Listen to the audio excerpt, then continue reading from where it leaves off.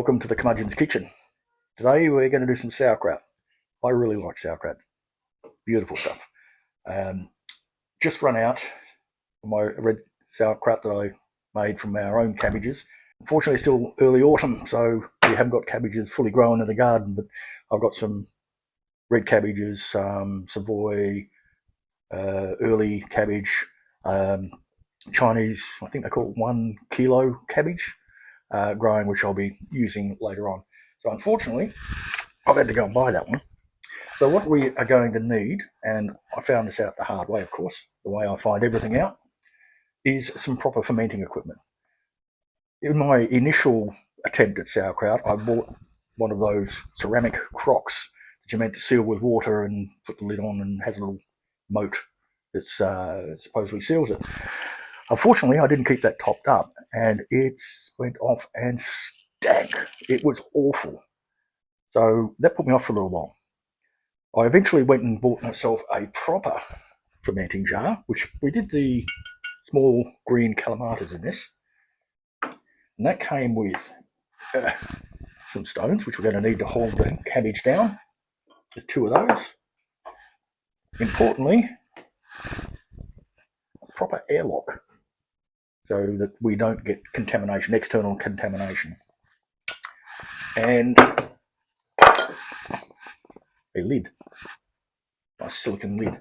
Now I've also got another one here, which I'm going to use a bit later on for some fermented ginger, honey and lemon, which I believe is really nice and really good for you. And this is another way you can do it in small amounts. So it's just a normal kiln type jar, and it has a little airlock, one-way valve silicone seal on there. So really good for doing small stuff. I'll reiterate that getting that proper airlock is really, really important, as is the salt balance, which we'll talk about in a sec. So you also should have something like this. Now I bought these, but you could just use a stone that you boil for a while, anything just to weight down the veggies you're trying to ferment. So our first step, let's chop up the cabbage, get rid of the outer leaves. Don't have to get rid of too many. And we'll core it and then weigh it. It's difficult to do on an angle. Now I've seen people have got really fancy ways of coring it, but I'm not. I'm just take the hard bit out.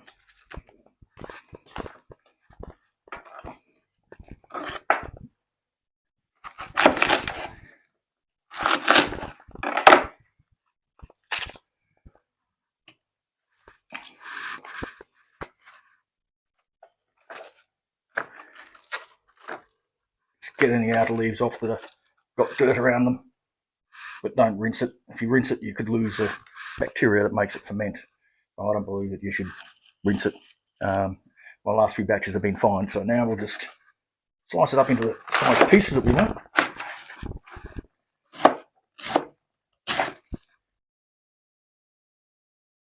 Right, cutting it probably 3 millimeter slices, just fairly rough.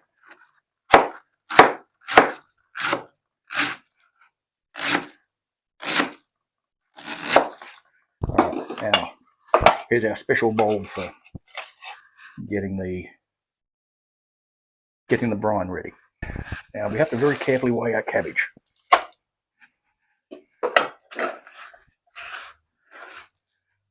And a good reason for that.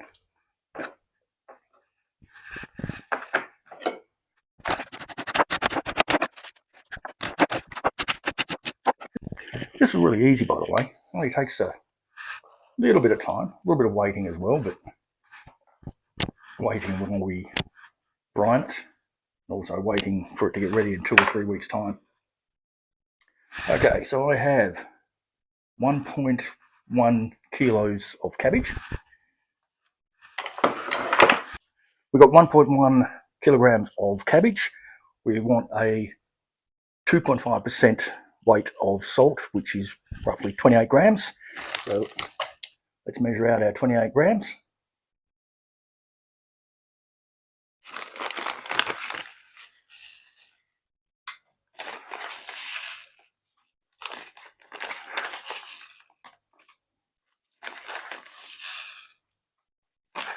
Getting there. We're being fairly exact with this. We don't want it to be too salty, but we need enough salt in there to ensure that it doesn't go off. All right, our next move. Sprinkle the salt over the cabbage.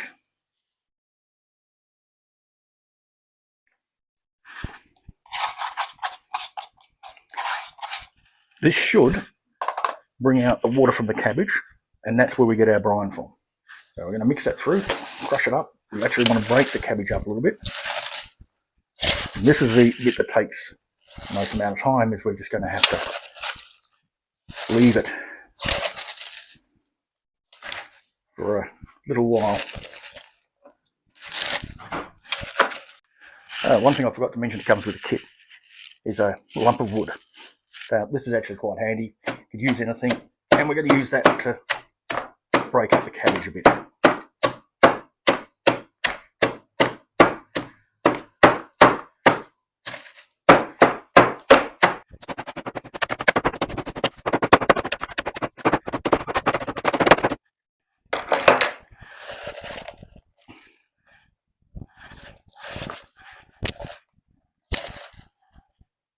Alright, you'll notice that that's starting to shrink down already. There's quite a bit of moisture coming out of it, so let's just leave that. We'll tidy up a bit and come back in a little while. Alright, so I've left about 15 minutes or so, and as you can see, it's shrunk down a lot. I don't know if we've got enough there yet, but there should be some liquid sitting down the bottom, and that's really important. So we'll start popping it into the jar. We're going to continually sort of pack it down because it's going to make sure we've got no air in there, or as little as possible.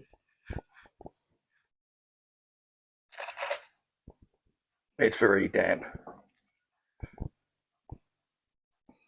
I usually do this with a red cabbage. I prefer the red cabbages for it. But unfortunately, again, as I said, it's not season for them, and they are horribly, horribly expensive. I think a red cabbage is about $10, which is just silly. Luckily, the green ones have come down in price, so it was okay to do. But I've got to remember to make more sauerkraut because this keeps for ages. People say, 3 months in the fridge. Once it's finished fermenting, my last lot I kept probably for about 7 months, 8 months, and it was still really good. Refrigerated, of course.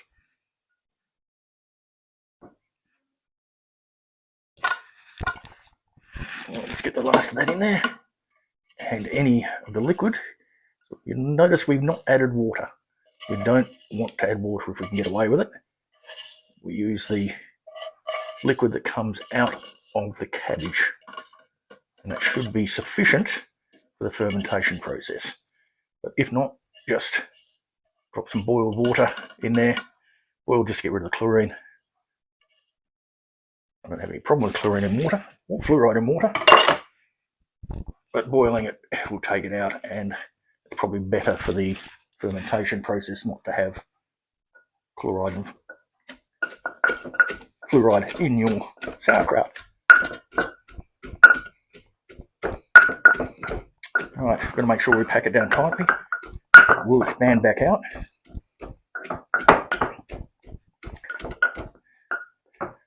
I can actually fit two cabbages in here of my own cabbages.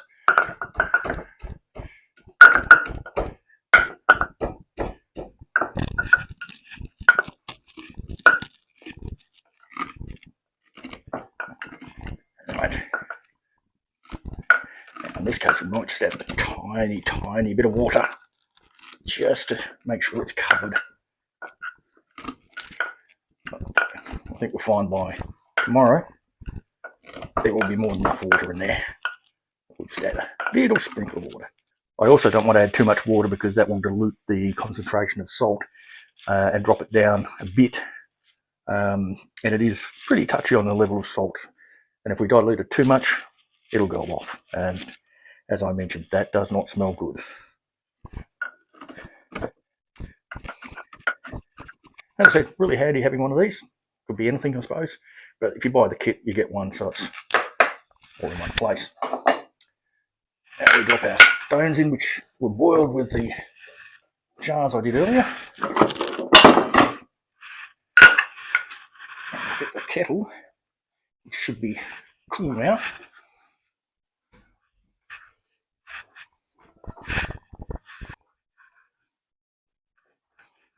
As I said, as little as possible.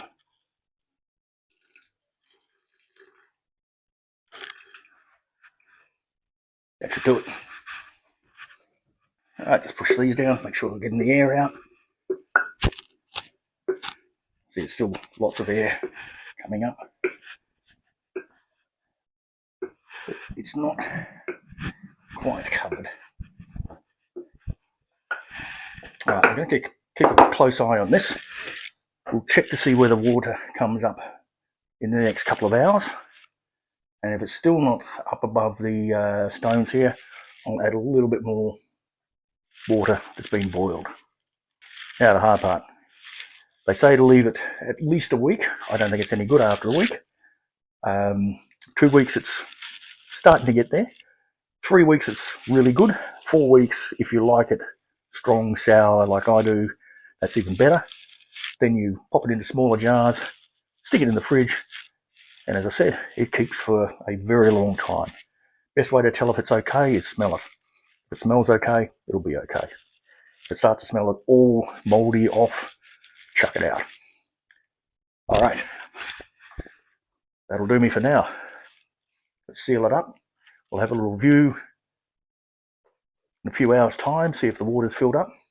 Every now and again, we'll give it a bit of a push down with our magic stick. It'll expand back up a little bit. Put our lid on. Make sure there's nothing.